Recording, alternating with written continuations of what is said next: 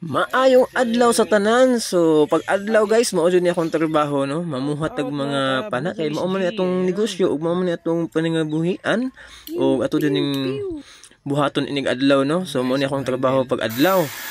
Ini ginalihaan ako ang handle ana para munindot pod na.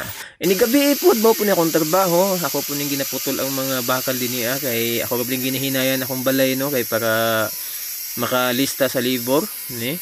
So mga istirap niya akong ipang putol-putol. Pag man anig putol-putol ani ako gapud ang mo bint ani.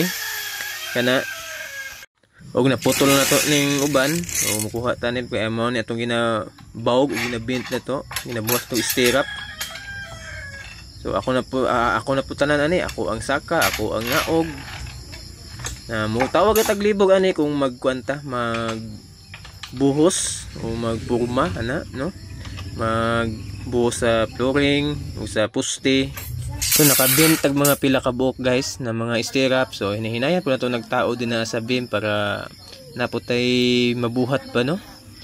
Eh inig napatay kusog gamay na ganahan ta mo mamana. So pwede ta mamana no, moadto ta to sa dagat para natay panud-an inig buntag. So samaan ni nakachamba tag mga dako kayong mga gat. So lami na kin sabaw na to ana. Og ayaw kalimot i-share and follow lang no. Thank you for watching mga katugsok.